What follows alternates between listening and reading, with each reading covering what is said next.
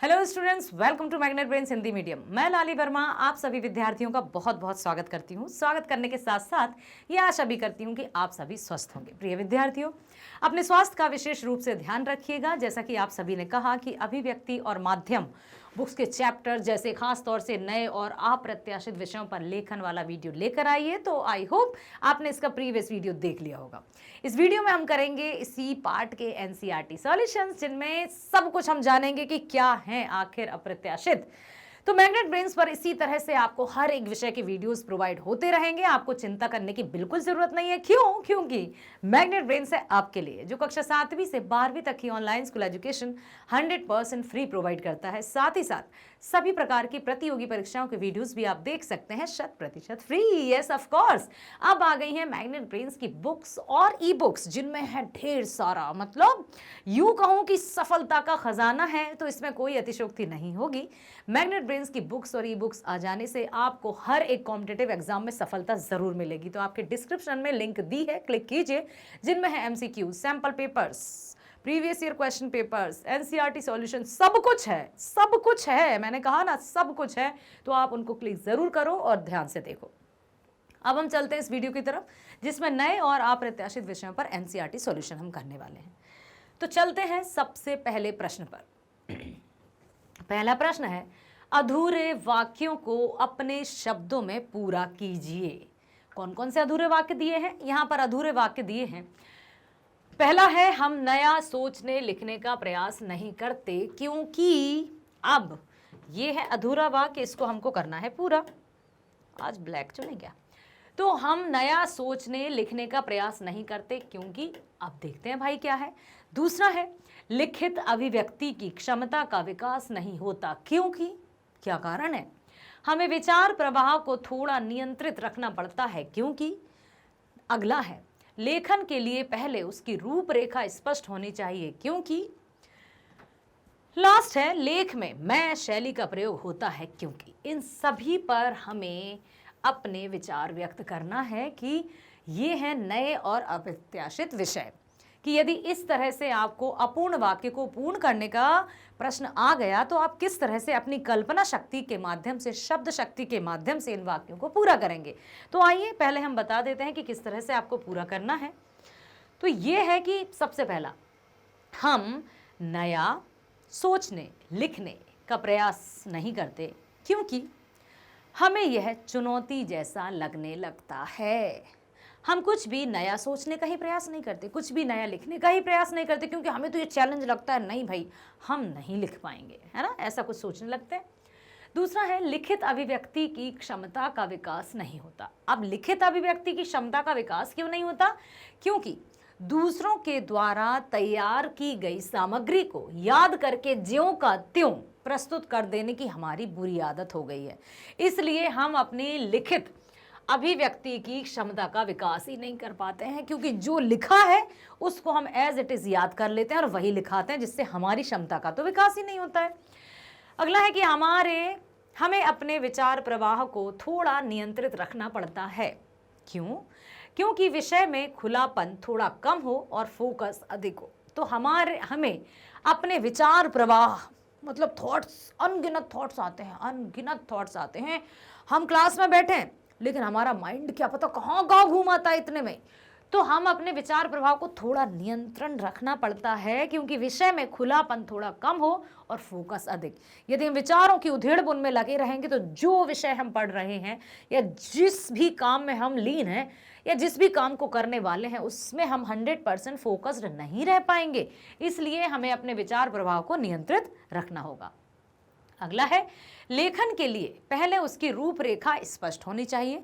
मतलब जो भी हम लिखने जा रहे हैं उसका एक फ्रेम, एक मतलब यहाँ पर एक बिल्कुल स्ट्रक्चर्ड होनी चाहिए कि भाई इस तरह का है, मुझे क्या लिखना है। एक रूपरेखा तो हमें तैयार करनी है। क्यों? क्योंकि इससे हमारा लेखन सुसंबद्ध ढंग से और क्रमबद्ध तरीके से आगे बढ़ता है। यदि हम इसकी रूपरेखा बना लें कि कहाँ से हम शुरू करेंगे, क्या इसका मध्य होगा, क्या इसका अंत होगा, तब जाकर हम पूरा अच्छे से लिख सकते हैं। यदि हमने इसकी रूपरेखा नहीं बनाई तो शुरू तो हम कर देंगे और अंत हमें करना ही नहीं आएगा और टाइम चला जाएगा यूं भागते हुए और हम कहेंगे ओहो इतना सा टाइम बचा है, परीक्षा का टाइम जाने वाला है, अब मैं कैसे करूं। तो तभी हमें कुछ लिखने से पहले जो हमारा रीडिंग टाइम रहता है परीक्षाओं की यदि मैं बात करूं तो उस रीडिंग टाइम में पहले ही हमें रूपरेखा बना लेनी चाहिए। नेक्स्ट है, लेखन में मैं की शैली का प्रयोग होता है। लेखन जब भी किया जाता है तो मैं शैली का प्रयोग होना चाहिए। क्यों? क्योंकि इससे लेख में आत्मनिष्ठता और लेखन के व्यक्तित्व की छाप आ जाती। जब हम लेखन करते समय मैं उत्तम पुरुष का प्रयोग करते हैं तो जिससे हमारे लेखन में एक निष्ठता आ जाती है, हम पूरे एकाग्रचित होकर उसको लिखते हैं क्योंकि हमें लगता है कि हम अब वहां इन्वॉल्व हो चुके हैं। क्लियर? अगला है, निम्नलिखित विषयों पर 200 से 300 शब्दों में लेख लिखिए। अब ये सारे विषय हैं, इन पर 200 से 300 शब्दों में लेख लिखना है। पहला है, क्या है? झरोखे से बाहर। दूसरा है, सावन की पहली झड़ी। तीसरा है, इम्तिहान के दिन। चौथा है, दिया और तूफान। चौथा है, पांचवा है, मेरे मोहल्ले का चौराहा। छठवा है, मेरा प्रिय टाइम पास। और लास्ट है, एक कामकाजी औरत की शाम। तो अब हमें इनमें से लेख लिखना है 200 से 300 शब्द का। 200 से 300 शब्द का लेख लिखना है, मतलब हमें 1-2 पेजेस में तो लिखना है। बहुत अच्छे से सुगठित भाषा में अच्छे से शब्दों की कसावट के साथ लेख लिखना है। तो आइए देखते हैं किस तरह से होगा। झरोखे से बाहर, out of the box, think out of the box. सिर्फ आप ऐसे स्ट्रक्चर्ड मत करो कि बस इतना ही करना है। सोचो, जितना सोच सकते हो सोचो, फिर उन विचारों को व्यवस्थित तरीके से सेट करो, उसके बाद लेख लिखना स्टार्ट करो, देखना बहुत अच्छा होगा। घरों में झरोखे होने की कहानी बड़ी पुरानी है। पुराने और कच्चे मकानों में तो झरोखे रखने का अनिवार्य चलन था। अब आप सोच रहे होंगे झरोखे अर्थात, तो सुनो, अब यहां पर हम बनाते हैं घर। ठीक है, मान लो ये हमारा अपना घर है। ओके, अब हम इसमें झरोखे भी बनाएंगे, गेट भी बनाएंगे, सब कुछ बनाने वाले हैं। ये रहा हमारा मेन गेट। ठीक है, यहां से भी एक और गेट है और यहां बना है एक झरोखा जिसमें से हवा आवागमन करती रहे। कभी कभी कबूतर भी अपना घर बना लेते हैं। ठीक है, ये इस तरह से, तो ये सब होते हैं इस तरह के झरोखे, इनको कहा गया है झरोखे। यहां से जाएगी रास्ता, यहां से आ जाएगी बाउंड्री, और आंगन यदि कहें तो यहां पर बैठने के लिए भी कुछ बन जाता है, ऐसे बैठे रहते हैं। अब देखो, तो घरों में झरोखे होने की कहानी बड़ी पुरानी है। पुराने और कच्चे मकानों में तो झरोखे का अनिवार्य चलन था। इन झरोखे को रखने का भी अपना विशेष उद्देश्य था कि आखिर घरों में झरोखे क्यों हैं। गरीबों की झोपड़ियों में भी झरोखे देखे जा सकते हैं।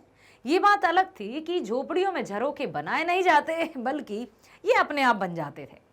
कभी बच्चों द्वारा हाथ मार मार कर घास फूस की जो पट्टियां लगी रहती है ना, उनमें बड़ा सा छेद कर दिया जाता। तो कभी पुरानी जो टटकियां रहती थी उनमें अपने आप प्रकट हो जाते थे झरोखे। मनुष्य ने जब कच्चे घर बनाना शुरू किया तो धूप के आगमन के लिए और धुएं को बाहर जाने के लिए, जैसे अब गैस चूल्हे के लिए चिमनियां आ गई ना, वैसी जो आप जानते हो पहले कबेलू चढ़ाते थे कच्चे मकानों पर, तो वहां पर एक छेद बना दिया जाता था। मान लो ये किचन है, यहाँ पर चूल्हा रखा हुआ है, तो यहाँ धुआं निकलने के लिए घर में छेद होता था जिससे धुआं निकल जाता था। ठीक, अब जो चिमनियां रहती है ना, उसी तरह से। तो कभी अब क्या हुआ, मनुष्य ने जब कच्चे घर बनाना शुरू किया तो धूप के आगमन और धुएं को बाहर भेजने के लिए दीवारों में झरोखे बनाना जरूरी समझा। ये झरोखे अपने मूल उद्देश्य को पूरा करने के अलावा अन्य कार्यों का साधन भी बनते थे। कभी बाहर के नज़ारे देखने में, तो कभी पड़ोसी के सामान के लेन देन में भी काम कि भाई कौन मेन गेट खोले, थोड़ा सा झरोखे से लिया और आदान प्रदान सामान का कर दिया। ठीक, ये झरोखे कभी कभी घर में चोरी का कारण भी बन जाते थे, इसलिए इनका आकार प्रायः छोटा ही रखा जाता था। राजा महाराजाओं के राजमहल और पुराने ऐतिहासिक विशेषकर मुगल कालीन इमारतों में कई कई झरोखे बनाए जाते थे। झरोखे मतलब बाहर का नजारा देखने के लिए या हवा के आवागमन के लिए झरोखे बनाए जाते थे। रोशनदान कह सकते हैं उनको। इन झरोखों से झांकना बड़ा ही मनोहारी लगता है, क्योंकि बाहर की दुनिया भीतरी दुनिया से भिन्न होती है। कहते हैं ना भाई, अरे कहाँ आपका घर तो यहाँ है, कुछ दिखाई नहीं देता बाहर का। अरे तो रहना तो घर में है, बाहर क्यों देखना? नहीं, रहना तो घर में है लेकिन बाहर का देखना भी अच्छा लगता है। ठीक है, क्यों? क्योंकि बाहर की दुनिया में चहल पहल रहती है, रंगीन लगती है। मध्यकाल में जब पर्दा प्रथा का अनुपालन अनिवार्य था, पर्दा प्रथा करनी ही है स्त्रियों के लिए, उस समय भी युवतियां और महिलाएं झरोखों के पास बैठ जाया करती थीं। राजमहलों की महारानियां और राजकुमारियां इन झरोखों के पास बैठकर झांका करती थीं। अक्सर आपने देखे होंगे, जैसे राजकुमारियों का कहीं चित्र है या पेंटिंग है, वो अक्सर झरोखे से बैठी हैं या झरोखे में दिखाई दे रही हैं, है ना? देखा है? इससे उनको प्रसन्नता मिलती थी और उनकी उदासी दूर होती थी। ये झरोखे उन्हें बाहरी दुनिया से जोड़ रखते थे। तो झरोखों का बहुत अधिक महत्व है। इसके अलावा महल के ऊपरी भाग में बने ये झरोखे शत्रुओं से महल को बचाए रखने में भी सहायता करते थे। सैनिक इनके पीछे बैठकर बाहर से आने वालों पर निगाह भी रखते थे। ऊपर की तरफ जब झरोखे बने हैं तो वहां पर सैनिक बैठ जाया करते थे। ऊपर से ही वो देखते थे कि कोई आक्रमणकारी तो नहीं आ रहा है, कोई सैनिक हम पर हमला तो नहीं बोलने वाले हैं, वो सब भी देखते थे, निगाह रखते थे और साथ ही सैनिकों या सेनापति को सावधान कर देते थे। मुगल सम्राट शाहजहां के जीवन की अंतिम अभिलाषा पूरी करने में इन झरोखों का महत्व नहीं भुलाया जा सकता है। जब उसके पुत्र ने उसे कैद कर जेल खाने में डाल दिया, किसने? देखो, हाँ, जब उसके पुत्र ने उसे कैद जेल में डाल दिया तो शाहजहां ने अपने पुत्र से निवेदन किया कि जिस ओर ताजमहल है, जेल खाने की उस ओर की दीवार में झरोखा बनवा दिया जाए ताकि वह ताजमहल को देखता रहे। ठीक है, शाहजहां ने अपने ही पुत्र के लिए एक झरोखा बनवाया कि जिस तरफ ताजमहल है उस तरफ वो झरोखा बना दिया। उसकी इच्छा पूरी की गई और वह ताजमहल का झरोखे से देखता रहता था। झरोखे हमें सीमित दुनिया में दीवारों की सीमाओं को लांघकर बाहर की रंगीन और उन्मुक्त दुनिया का रसास्वादन करवाते हैं, इसलिए झरोखों का बहुत अधिक महत्व है। अब हम चलते हैं, सावन की पहली झड़ी लगी आज, सावन की फिर वो झड़ी है। तो देखते हैं अब सावन की पहली झड़ी अर्थात वर्षा की रिमझिम फुहार। जब बादल या बारिश, पहली बारिश होती है और उसमें भीगने का आनंद ही कुछ अलग है। छाते को फेंक दो और मजा आ जाता है। झूम झूम के जब बारिश आती है तो बड़ा आनंद आता है। ठीक है, पिछले कई दिनों से हवा में घुटन सी बढ़ गई थी। बाहर तपता सूर्य और सब तरफ हवा में नमी, ठीक है, कि अधिकता जीवन दूभर बना रही थी। कि एक तो क्या हो रहा था, तपता सूर्य था और सब तरफ हवा में नमी की अधिकता जीवन दूभर बना रही थी। बार बार मन में भाव उठता कि हे भगवान, कुछ तो दया करो, ना दिन में चैन और न रात को आंखों में नींद। रात को आंखों में नींद, बस गर्मी ही गर्मी, पसीना ही पसीना। रात को बिस्तर पर करवट लेते लेते पता नहीं कब आंख लग गई। सुबह आंखें खुली तो एहसास हुआ कि खिड़कियों से ठंडी ठंडी हवा भीतर आ रही है। उठकर खिड़की से बाहर झांका तो मन खुशी से झूम उठा। आकाश तो काले बादलों से भरा हुआ था। आकाश में कहीं नीले रंग की झलक नहीं। सूर्य देवता बादलों के पीछे पता नहीं कहां से झांक रहे थे, छिप ही गए थे। पक्षी पेड़ों पर बादलों के स्वागत में चहचहा रहे थे। मोहल्ले से सारे लोग अपने अपने घरों से बाहर निकलकर मौसम का आनंद उठा रहे थे। जब पहली बारिश, जब काले काले बादल छा जाते हैं तो सबको लगता है कि चलो भाई, गर्मी से राहत मिली, अब बहुत अच्छा होगा और अब मतलब जो तप्त धरा को शीतल करने के लिए मेघ आ गए हैं, तो सबके मन उमंग भर जाती है। उमड़ते उमड़ते मस्त हाथियों से काले कजरारे बादल मन में मस्ती भर रहे थे। अचानक बादलों में तेज बिजली कौंधी, जोर से बादल गरजे और मोटी मोटी कुछ बूंदें टपकी, कुछ लोग इधर उधर भागे ताकि अपने आप को घरों में बाहर पड़ा सामान भीतर रख दे। अब जैसे ही सब लोग बारिश की बहुत बेसब्री से प्रतीक्षा कर रहे थे, इंतजार कर रहे थे कि कब इस धरती तपती हुई धरा को शीतलता प्रदान हो, कब ये सूरज आग बरसाता हुआ गोले ना बरसाए, कब काले काले बादल आए और बरसे। जैसे ही बरसात स्टार्ट हुई सब लोग अपने घरों की दौड़ने लगे। क्यों? क्योंकि अब उनको अपने सामानों को घर के भीतर रखना था।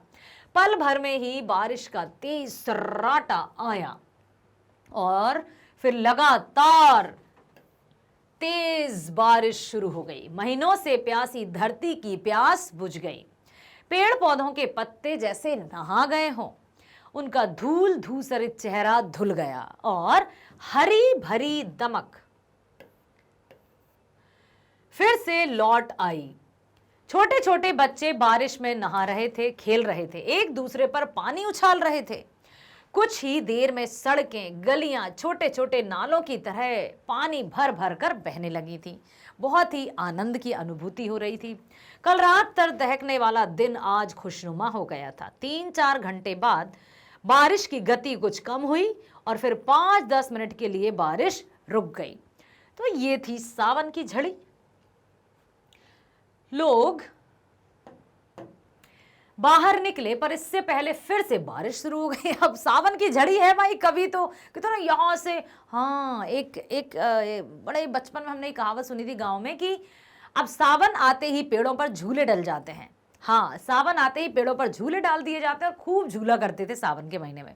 पता चलता था अभी धूप निकल रही है और अचानक से बारिश हो गई, तो सबको लगा कि अब तो बारिश गई और सब फिर से आ गए और पता चला फिर से अचानक से बारिश आ गई। लोग बाहर निकले पर इससे पहले फिर से बारिश शुरू हो गई, कभी धीमी तो कभी तेज। सुबह से शाम हो गई है पर बादलों का अंधेरा उतना ही है जितना सुबह था।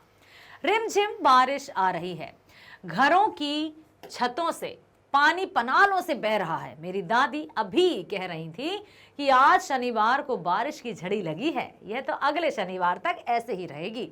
भगवान करे ऐसा ही हो, धरती की प्यास बुझ जाए और हमारे खेत लहलहा उठे। ठीक है, आषाढ़ आते ही किसानों के चेहरे खिलखिला उठते हैं, प्रसन्नता से किसान झूम जाते हैं। क्यों? क्योंकि किसानों का सबसे बड़ा काम है कृषि या खेती करना, और खेती पूरी तरह से निर्भर होती है वर्षा के जल पर। वर्षा अच्छे से होगी तो जो भूमि है वो नरम हो जाएगी, उपजाऊ बनेगी और अच्छे से फसल उसमें उपज होगी। ठीक है, अब हम चलते हैं इम्तिहान के दिन। इम्तिहान समझते हो, परीक्षाओं के दिन। यस, परीक्षाओं के दिवस या दिन आते ही, नजदीक आते ही क्या घबराहट सी होने लगती है। क्या ऐसा लगता है कि अब क्या करेंगे, कैसे देंगे पेपर। तैयारी है लेकिन फिर भी पेपर या एग्जामिनेशन हॉल में जाने से पहले एक घबराहट। बड़े बड़े भी कांपते हैं इम्तिहान के नाम से, इम्तिहान छोटों का हो या बड़ों का, पर यह डराता तो सबको है। पिछले वर्ष जब 10वीं की बोर्ड परीक्षा हमें देनी थी, अभी आप 12th में हैं, जब आपने 10th की बोर्ड परीक्षा दी होगी तब सारा वर्ष स्कूल में हमें बोर्ड परीक्षा नाम से डराया गया था कि मस्ती नहीं करो, बोर्ड परीक्षा देनी है, 10th बोर्ड में आ गए हो, ज्यादा मस्ती मत करो। समझ में आया? जब हमने कॉपी चेक की थी तब बात और थी, अब तुम बोर्ड परीक्षा दोगे, पापा मम्मी भी बोर्ड परीक्षा में हो, अच्छे से पढ़ाई करो, बहुत मस्ती करते हो। इस तरह से कई बार बोर्ड परीक्षा का नाम लेकर डराया गया और घर में भी इसी नाम से धमकाया गया। मन ही मन हम इसके नाम से भी डरा करते थे कि पता नहीं इस बार इम्तिहान में क्या होगा। सारा वर्ष अच्छी तरह पढ़ाई की थी, बार बार टेस्ट दे दे कर तैयारी भी की थी, पर इम्तिहान के नाम से डर लगता है। जिस दिन इम्तिहान का दिन था उससे पहली रात मुझे तो नींद ही नहीं आई। ऐसा लगा इस करवट उस करवट, क्या होगा कैसा होगा समझ में नहीं आया। पहला पेपर हिंदी का था, उससे पहली रात मुझे तो बिल्कुल नींद नहीं आई। पहला पेपर हिंदी का था और विषय पर मेरी अच्छी पकड़ थी, पर इम्तिहान का भूत सिर पर इस प्रकार सवार था कि नीचे उतरने का नाम ही नहीं ले रहा था। सुबह स्कूल जाने के लिए तैयार हुआ, स्कूल बस में सवार हुआ तो हर रोज हो हल्ला करने वाले साथियों के हाथों में पकड़ी पुस्तकें और उनकी झुकी हुई आंखों ने मुझे और अधिक डराया कि जब हम नित्य प्रतिदिन जब स्कूल बस में बैठा करते थे तब यहां मस्ती तो वहां मस्ती, शोर शराबा मचा रहता था, वो हल्ला मचा रहता था। लेकिन जैसे ही मैं स्कूल बस में चढ़ा जो बहुत अधिक मस्ती करते थे वो भी ध्यानपूर्वक गंभीरता से किताब लेकर बैठे हुए हैं। और डर गया कि बाप रे क्या होगा परीक्षा में, कैसी जाएगी मेरी परीक्षा। सबके चेहरे पर एक खौफ सा छा गया। खिलखिलाने वाले चेहरे आज सहमे हुए थे। मैंने भी मन ही मन अपने पाठों को दोहराना चाहा, पर मुझे तो कुछ याद ही नहीं। ऐसा लगा जैसे सब कुछ भूलता जा रहा हूं। मैंने भी अपनी पुस्तक खोली। पुस्तक देखते ही ऐसा लगा कि मुझे तो सब कुछ आ रहा है। यस, अब आत्मविश्वास धीरे से आएगा। खैर, स्कूल पहुंचकर अपनी जगह पर बैठे। प्रश्न पत्र मिला, आसान लगा। ठीक समय पर पूरा पत्र हो गया। जब बाहर निकले तो सभी प्रसन्न थे, पर साथ ही चिंता आरंभ हो गई कि अगला पेपर गणित का था। अगला पेपर कैसे होगा, क्या पता क्या होगा, उसकी चिंता सताने लगी। चाहे 2 दिन की छुट्टियां थी, पर ऐसा लगता था कि ये बहुत कम है। वह पेपर भी बीता, पर चिंता समाप्त नहीं हुई। पेपर हो गया, उसके बाद भी ऐसा लगा कि भाई अभी भी डर खत्म नहीं हुआ है। 15 दिन में सभी पेपर खत्म हुए, पर ये सारे दिन बहुत व्यस्त रहने वाले थे। इन दिनों ना तो भूख लगती थी और ना ही कुछ खेलने की इच्छा होती थी। इन दिनों ना तो मैं अपने किसी मित्र के घर गया और ना ही मेरे किसी मित्र ने मेरे घर आने की आई। इम्तिहान के दिन बड़े तनाव भरे थे। तो मैं यहाँ पर आपसे कहना चाहूंगी प्रिय विद्यार्थियों कि डरना मत। हाँ, डरना मत, मतलब घबराना मत। खुद पर विश्वास रखो, अपना अच्छे से मेहनत करो और अच्छे से परीक्षाएं दो। ठीक है, चलो अब आया है दिया और तूफान। क्या है भाई दिया और तूफान? दीपक की बात हो रही है। मिट्टी का बना हुआ एक नन्हा सा दिया भी जलता है तो रात्रि अंधकार से लड़ता हुआ उसे दूर भगा देता है। अंधकार को दूर भगा देता है। कहते हैं एक छोटा सा दीपक भी चारों तरफ फैले हुए अंधकार को नष्ट कर देता है। अपने आसपास हल्का सा उजाला फैला देता है। जिस अंधकार में हाथ को हाथ नहीं सूझता, उसे भी मंद प्रकाश फैलाकर काम करने योग्य रास्ता दिखा देता है। हवा का हल्का सा झोंका जब दिए की लौ को कप्पा देता है, तब ऐसा लगता है कि इसके बुझते ही अंधकार फिर से छा जाएगा और फिर हमें उजाला कैसे मिलेगा। दिया चाहे छोटा सा हो, पर वह अकेला अंधकार के संसार का सामना कर सकता है। अर्थात पता चला यहाँ पर क्या कहना चाहते हैं लेखक?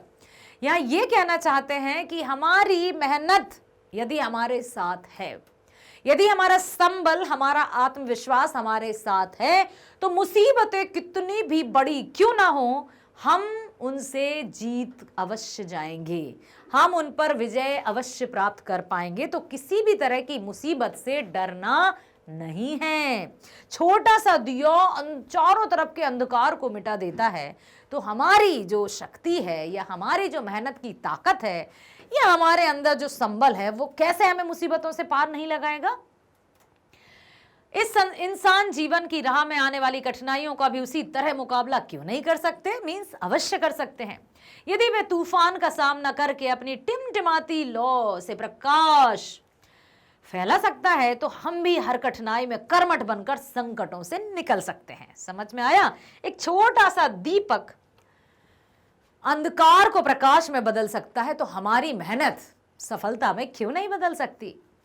महाराणा प्रताप ने सब कुछ खोकर अपना लक्ष्य प्राप्त करने की ठानी थी।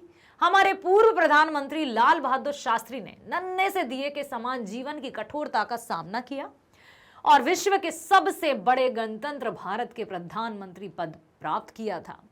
हमारे राष्ट्रपति कलाम ने अपना जीवन टिमटिमाते दिए के समान आरंभ किया, पर आज वही दिया हमारे देश को मिसाइलें प्रदान करने वाला प्रचंड अग्निपुंज है। सुप्रिय विद्यार्थियों, अपने आप को कभी भी कम समझने की भूल मत करना।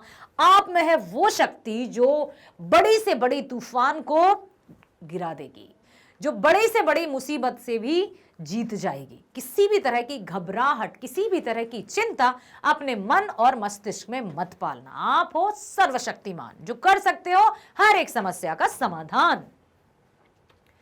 अब चलते हैं मेरे मोहल्ले की तरफ। हाँ, टॉपिक है हमारा मेरे मोहल्ले का चौराहा। अब भाई चौराहा तो क्या सबके मोहल्ले का चौराहा समान होता है, या मेरे मोहल्ले का चौराहा, आपके मोहल्ले का चौराहा, इनके मोहल्ले का चौराहा कुछ अलग अलग होगा? चौराहा अर्थात 4 राहों का समूह। तो समास कौन सा हुआ इसमें? द्विगु समास, वेरी नाइस, यस। मोहल्ले की सारी गतिविधियों का केंद्र मेरे घर के पास का चौराहा है। क्यों? क्योंकि यहां से भी रास्ते हैं, यहां से भी रास्ते हैं, यहां से भी रास्ते हैं, 4 राहों का समूह चौराहा। ठीक है। अब है क्या, नगर की 4 प्रमुख सड़कें इस आर पार से गुजरती हैं, इसलिए इस पर हर समय हलचल बनी रहती है। पूर्व से पश्चिम की ओर जाने वाली सड़क रेलवे स्टेशन की ओर से आती है और मुख्य बाजार की तरफ जाती है, जिसके आगे औद्योगिक क्षेत्र है। रेलवे स्टेशन से आने वाले यात्री और मालगाड़ियों से उतरा सामान ट्रकों में भर इसी से गुजरकर अपने अपने गंतव्य पर पहुंचता है। गंतव्य समझते हो? लक्ष्य। उत्तर से दक्षिण की तरफ जाने वाली सड़क मॉडल टाउन और बस स्टैंड से गुजरती है। मॉडल टाउन की ओर से बस स्टैंड की ओर गुजरती है।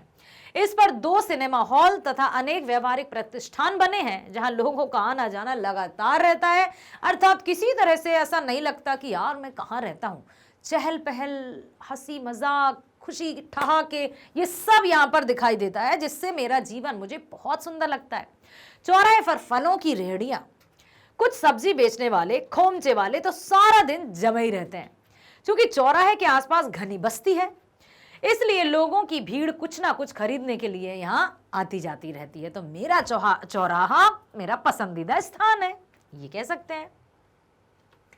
सुबह सवेरे स्कूल जाने वाले बच्चों से भरी रिक्शा और बसें जब गुजरती हैं तो भीड़ कुछ अधिक बढ़ जाती है। कुछ रिक्शाओं में तो नन्हे नन्हे बच्चे गला फाड़ कर चीखते चिल्लाते सबका ध्यान अपनी ओर खींचते हैं। वे स्कूल नहीं जाना चाहते, पर जाने के लिए विवश कर रिक्शा में बिठाए जाते हैं। चौराहे पर लगभग हर समय कुछ आवारा मजनू छाप भी मंडराते रहते हैं, जो इधर उधर टपोरी टाइप घूमते रहते हैं, जिन्हें ताक झाक करते हुए पता नहीं क्या मिलता है, लेकिन करना जरूर है ताक झाक। मैंने कई बार पुलिस के द्वारा उनकी वहां की आने जाने वालों की पिटाई भी देखी है, पर इसका उन पर कोई विशेष असर नहीं होता। वे तो चिकने घड़े हैं जिस पर कुछ भी बातों का कोई असर नहीं होता। कुछ तो दिन भर नीम के पेड़ के नीचे घास पर बैठकर ताश भी खेलते रहते हैं। मेरे मोहल्ले का चौराहा नगर में इतना प्रसिद्ध है कि मोहल्ले और आसपास की कॉलोनियों की पहचान इसी से है। ठीक है, समझ में आया? ऐसा है मेरा चौराहा। अब चलते हैं मेरा प्रिय टाइम पास। भाई मेरा प्रिय टाइम पास, क्या मैं आपसे पूछूं कि आपका सबसे अच्छा टाइम पास क्या है?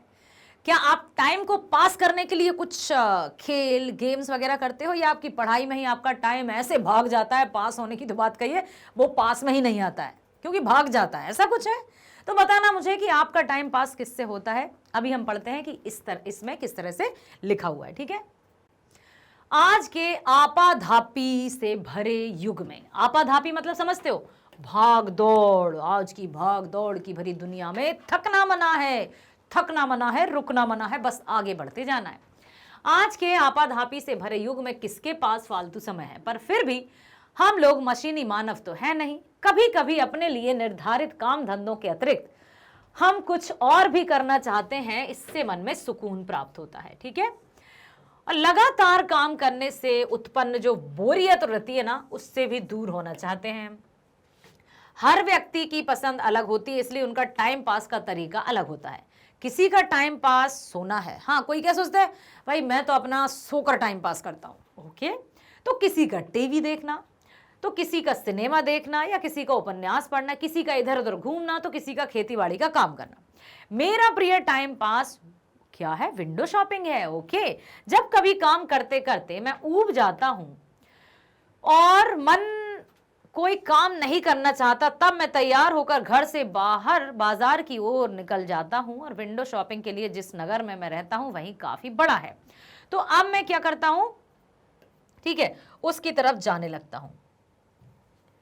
बड़े बड़े बाजार, शॉपिंग मॉल और डिपार्टमेंटल स्टोर की संख्या काफी बड़ी है। दुकानों की शो विंडो सुंदर ढंग से सजे समरे सामान को ग्राहकों को लुभाने के लिए भरे रहते हैं। नए नए उत्पाद, सुंदर कपड़े, इलेक्ट्रॉनिक, नया सामान, तरह तरह के खिलौने, सजावटी सामान आदि इनमें भरे रहते हैं, और मन इतना प्रसन्न होता है कि बस शॉपिंग ही शॉपिंग करो, और तो कुछ जैसे काम ही नहीं है। मैं इन सजी सवरी दुकानों की शो विंडोज को ध्यान से देखता हूं, मन ही मन खुश होता है। उनकी सुंदरता इतनी अच्छी है कि बस देखते ही जाओ, यही करते जाओ। उनकी सुंदरता और उपयोगिता की सराहना भी करता हूँ। जिस वस्तु को मैं खरीदने की इच्छा रखता हूँ उसके दाम का टैग देखता हूँ। ऐसा नहीं है कि भाई जो मुझे पसंद आ गया मैं तो लूँगा। पहले हमें टैग देखना है कि है कितने चीज़ की, कितने की है, कितने पैसों की है, क्या हमारे लिए उतनी उपयोगी है, क्या हमें इसको लेना चाहिए। तो वो और मन में सोच लेता हूँ कि मैं इसे जब खरीदूंगा तब मेरे पास अतिरिक्त पैसे होंगे। ऐसा करने से मेरी जानकारी बढ़ती है, नए नए उत्पादों से संबंधित ज्ञान बढ़ता है और मन नए सामान को लेने की तैयारी करता है और इसलिए मस्तिष्क और अधिक परिश्रम करने के लिए तैयार होता है। टाइम पास की मेरी यह विधि उपयोगी है, सार्थक है, परिश्रम करने की प्रेरणा देती है, ज्ञान बढ़ाती है और किसी का कोई नुकसान भी नहीं होता। तो ये सबसे अच्छा लगा हमें टाइम पास, है ना? आप भी बताइएगा। अब चलते हैं एक कामकाजी औरत की शाम, जो घर का काम भी देखती है, बाहर का काम भी देखती है, सबके बीच में तालमेल स्थापित भी करती है और शाम को जब घर आती है तब उसका किस तरह से रवैया होता है। क्या वो खींचती है, क्या वो चाहती है, या क्या उसको भी ऐसे लगता है कि मैं काम करके आया हूँ मुझे ये दो, तो क्या ऑर्डर चलाती है, या वो अपना काम घर जाकर शाम को भी स्वयं करती है। देखते हैं क्या है। हमारे देश में मध्य वर्गीय परिवारों के लिए अति आवश्यक हो चुका है कि घर परिवार को ठीक प्रकार से चलाने के लिए पति पत्नी दोनों धन कमाने के लिए काम करें और इसीलिए समाज में कामकाजी औरतों की संख्या निरंतर बढ़ती जा रही है, जो कि अति आवश्यक भी है, अनिवार्य भी है और सुखी और संतुलित और संतोष भरा जीवन जीने के लिए बहुत अनिवार्य है। कामकाजी औरत की जिंदगी पुरुषों की अपेक्षा कठिन है। वह घर बाहर एक साथ संभालती हैं। उनकी शाम तभी आरंभ हो जाती है जब वह अपने कार्यस्थल से छुट्टी के बाद बाहर निकलती हैं। वह घर पहुंचने से पहले ही रास्ते में आने वाली रेहड़ी या बाजार से फल सब्जियां खरीदती हैं और पूरा यहाँ पर चलता रहता है कि घर जाकर क्या करना है, कैसा करना है, क्या सब्जी बनाना है, क्या, ये सब कुछ उनके दिमाग में चलता रहता है। छोटा मोटा किराने का सामान लेती हैं और लदी वदी घर पहुंचती हैं। तब तक पति और बच्चे भी घर पहुंच चुके होते हैं। दिन भर की थकी हारी औरत कुछ आराम करना चाहती है, पर उससे पहले चाय तैयार करती है। यदि वह औरत संयुक्त परिवार में रहती है तो कुछ और तैयार करने की फरमाइशें भी उसे पूरी करनी पड़ती हैं भाई, कि आज ये खाना है तो अभी मुझे ये पसंद है, तो मम्मा ये बनाइए, तो बहू ये बनाओ, तो या पतिदेव की कुछ अलग फरमाइश होगी। तो इस तरह के काम भी वो करती है, लेकिन बिना किसी खींच के, बिना किसी झुंझलाहट के वो सभी कार्यों के बीच में तालमेल स्थापित करते हुए चलती रहती है, खुश होकर। चाय पीते पीते वह बच्चों से, बड़ों से बातचीत भी करती है। यदि उस समय कोई घर में मिलने जुलने वाला आ जाता है तो सारी शाम आगंतुकों की सेवा में बीत जाती है। कोई आ गया है तो तब नहीं कि अरे यार खींच उठे, नहीं, उनका भी हंसकर स्वागत करती है और प्रसन्नता से उनके लिए भी खाने पीने का बंदोबस्त करती है। लेकिन यदि ऐसा नहीं हुआ तो उसे फिर से बाजार या कहीं और जाना पड़ता है ताकि घर के जो लोग हैं उनकी फरमाइशों को पूरा कर सके। लौटकर बच्चों को होमवर्क कराने में सहायता देती है, फिर रात के खाने की तैयारी भी करती है और साथ ही साथ कभी कभी उसे आस पड़ोस के घरों में भी औपचारिकतावश जाना पड़ता है। किसी के घर में कुछ कार्यक्रम है तो वहां भी जाना पड़ेगा। कितना ही थके हारे हो, घर बाहर का काम संभालते संभालते, बच्चों की, हर एक की, जैसे संयुक्त परिवार में रहते हुए सब की मन की जो फरमाइश है उनको भी पूरा करती है। आस पड़ोस या मोहल्ले के साथ जो अच्छे संबंध होते हैं उनको भी निभाती है। कामकाजी औरत तो चक्कर घिन्नी की तरह हर पल चक्कर ही काटती रहती है। उसकी शाम अधिकतर दूसरों की फरमाइशों को पूरा करने में बीत जाती है। वह हर पल चाहती है कि उसे भी घर में रहने वाली औरतों के समान कोई शाम अपने लिए मिले, पर प्रायः ऐसा हो नहीं पाता, क्योंकि कामकाजी औरत का जीवन तो घड़ी की सुइयों से बंधा हुआ होता है। इतने समय उठना है, इतने समय वहां जाना है, फिर यहाँ जाना है, फिर ऐसा करना है, फिर वैसा करना है, और तब भी वो ऐसी शिकन नहीं होती उसके माथे पर कि अरे मैं इतना काम करती हूँ, ये करती हूँ। ऐसा नहीं होता। मैं अपने आप का एग्जाम्पल आपको देती हूँ। घर है, परिवार है, संयुक्त परिवार है, हाँ बिल्कुल अच्छे से काम करती हूँ, खुश होकर काम करती हूँ, थैंक्स कहती हूँ प्रभु को जो उसने मुझे कार्य हेतु बनाया, कामकाज करने लायक बनाया। तो बहुत खुशी होती है मुझे, काम करने में सबसे अच्छा लगता है मुझे, और कार्य करते समय किसी भी बात की कोई टेंशन नहीं होती। तो सबसे अच्छी पॉजिटिविटी और सबसे अच्छी जो संतोष की भावना है वो काम करने में होती है। और किसी भी काम को ना दिल से करती हूँ। बहुत अच्छे से करती हूँ, किसी भी खींच झुंझलाहट कुछ नहीं कि अरे मैं क्यों करूँ, नो, नेवर एवर, कभी नहीं। खुश होकर करते हैं, काम करते हैं, कार्य करते हैं और थैंक्स कहते हैं ऊपर वाले को, परमात्मा को, कि उन्होंने हमें इस लायक बनाया। अब चलते हैं अगले प्रश्न पर। घर से स्कूल तक के सफर में आज आपने क्या किया, क्या क्या देखा और अनुभव किया? तो घर से जो स्कूल का सफर था उसमें आपने क्या किया और क्या देखा, अपने अनुभव लिखें और अपने लेख को एक अच्छा सा शीर्षक भी दें। अब देखो, उत्तर है संवेदनाओं की मौत, इमोशनल या इमोशंस। क्या अब नहीं है? देखते हैं। मैं घर से अपने विद्यालय जाने के लिए निकली। आज मैं अकेली जा रही थी क्योंकि मेरी सखी नीलम को ज्वर मीन्स बुखार आ गया था। मेरा विद्यालय मेरे घर से लगभग 3 किलोमीटर दूर है। रास्ते में बस स्टैंड भी पड़ता है। वहां से निकली तो बसों का आना जाना जारी था। मैं बचते बचाते निकल रही थी कि मेरे सामने एक बस से टकरा कर एक व्यक्ति बीच सड़क पर गिर गया। मैं किनारे पर खड़ी होकर देख रही थी कि उस गिरे हुए व्यक्ति को उठाने कोई नहीं आ रहा। मैं साहस करके आगे जा ही रही थी कि एक बुजुर्ग ने मुझे टोक कर कहा, बेटी कहाँ जा रही हो? वह तो मर गया लगता है, हाथ लगाओगी तो पुलिस के चक्कर में पड़ जाओगी। मैं घबरा कर पीछे हट गई और सोचते सोचते विद्यालय पहुंच गई कि हमें क्या हो गया है जो हम किसी के प्रति हमदर्दी भी नहीं दिखा सकते, किसी की सहायता भी नहीं कर सकते। ऐसा क्यों? आखिर क्या हमारे कानूनों में कुछ ऐसा हुआ है जिसके कारण मनुष्य यदि हेल्प भी करना चाहे, किसी की सहायता भी करना चाहे, तो वो पुलिस के झंझट में पड़ने से सहायता नहीं कर सकता? हो सकता है ऐसे किसी व्यक्ति की सांसें चल रही हो और उसे कुछ समय रहते यदि अस्पताल में पहुंचा दिया जाए तो वो जीवित हो या उसको जीवन मिल सके। लेकिन कहीं ना कहीं क्या ऐसा होता है? क्या आपने ऐसा अनुभव किया है? मुझे बताइएगा जरूर। अब है प्रश्न चौथा। अपने आसपास की किसी ऐसी चीज पर एक लेख लिखें जो आपको किसी वजह से वर्णनीय प्रतीत होती हो। वह कोई चाय की दुकान हो सकती है, कोई सैलून हो सकता है, कोई खोमचे वाला हो सकता है या किसी खास दिन पर लगने वाला हाट बाजार हो सकता है। विषय का सही अंदाजा देने वाला शीर्षक अवश्य दें। पानी के नाम पर बिकता जहर। क्या है जो पानी के नाम पर बिकता है लेकिन शरीर के लिए जहर के समान है? देखो, जेठ की तपती दोपहरी, पसीना, जेठ समझते हो, मई जून, चैत्र बैशाख ज्येष्ठ, ठीक है। जेठ की तपती दोपहरी, पसीना, उमस और चिपचिपाहट ने लोगों को व्याकुल कर दिया। गला प्यास से सूखता है तो मन सड़क के किनारे खड़ी रेफ्रिजरेटर कोल्ड वाटर की रेडी की ओर चलने को कहता है। प्यास की तलब में पैसे दिए और पानी पिया और चल दिए, पर कभी सोचा नहीं कि इन रेहड़ी की टंकियों की क्या दशा है। क्या इन्हें कभी साफ भी किया जाता है? लेकिन हम मजबूर हो जाते हैं और उनके कारण तुरंत हम ये सोचते नहीं हैं कि शायद ये किस तरह से बनी है या इनका इस्तेमाल कैसे किया जा रहा है। हम बस उस समय के बारे में सोचते हैं। तो फिर क्या करना चाहिए?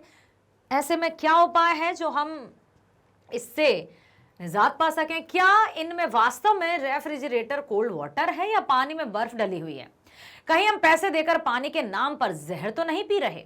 इन कोल्ड वाटर बेचने वालों के वाटर की जांच स्वास्थ्य विभाग का कार्य है, परंतु वे तो तब तक नहीं जागते जब तक इनके दूषित पानी पीने से सैकड़ों व्यक्ति दस्त हैजे के शिकार नहीं हो जाते।